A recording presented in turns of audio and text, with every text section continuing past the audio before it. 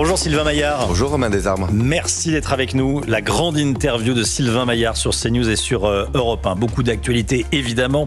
On va parler des européennes, de ce qui se passe à Marseille ou encore de la dette, mais je voulais qu'on commence avec l'Ukraine.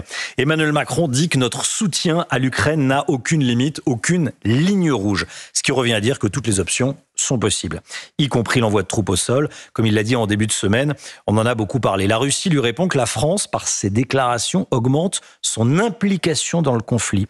En quoi c'est l'intérêt de la France que de défier directement, ouvertement, en public, Vladimir Poutine ?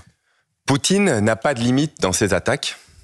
La France n'aura pas de limite dans son soutien à l'Ukraine. C'est très clair, le président de la République l'a dit.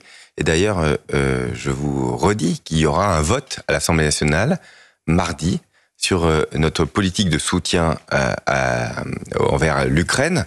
Et donc, chaque parti politique devra se positionner, chaque député devra se positionner par rapport à ce que je crois qu'il ne faut pas oublier. Poutine a pris la parole il y a quelques jours pour ce qu'on appelle un discours à l'Union et a dit une chose. Parce que Poutine, en fait, il dit exactement ce qu'il va faire. Il a dit une chose très claire, l'Empire russe a besoin de la guerre. Et d'ailleurs, quand vous regardez l'ensemble du mandat de Vladimir Poutine, on a maintenant 25 ans de recul, quasiment 25 ans, un peu moins, il est toujours en guerre.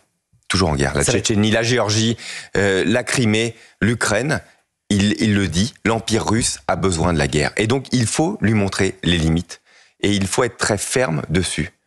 Vladimir Poutine est un homme de guerre et donc nous serons là, l'Europe sera là pour lui dire stop. Sur la façon de procéder d'Emmanuel Macron, François Hollande lui a fait la leçon dans la cour de l'Élysée. Il lui dit que c'est mieux de rester discret, de ne pas dire ses intentions.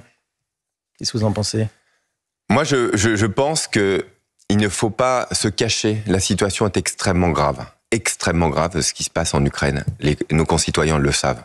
Il ne faut pas avoir la main qui tremble. C'est une situation difficile. Et Emmanuel Macron a juste dit ce que nous ferons. Vladimir Poutine dit ce qu'il fait. Nous disons ce que nous ferons. Nous continuerons à soutenir sans limite l'Ukraine. C'est très clair. Vous pensez que les oppositions en France se voilent la face et que le risque d'extension du conflit est réel ? Ça dépend des oppositions. Il y aura un vote, je le redis, mardi. Et j'attends avec impatience ce vote. Elles vont se positionner. Un rapport parlementaire l'a parfaitement montré. Le Rassemblement national est la courroie de transmission de Vladimir Poutine en France. C'est dans un rapport parlementaire. Vous dites ce matin que Jordan Bardella et Marine Le Pen sont les représentants de Vladimir Poutine en France ? Bien sûr, dans cet esprit de toujours, au fond, pliez-vous face à Vladimir Poutine. Pliez, baissez la tête. C'est ça le Rassemblement national. C'est pas mieux sur la France insoumise, mais le Rassemblement national l'incarne.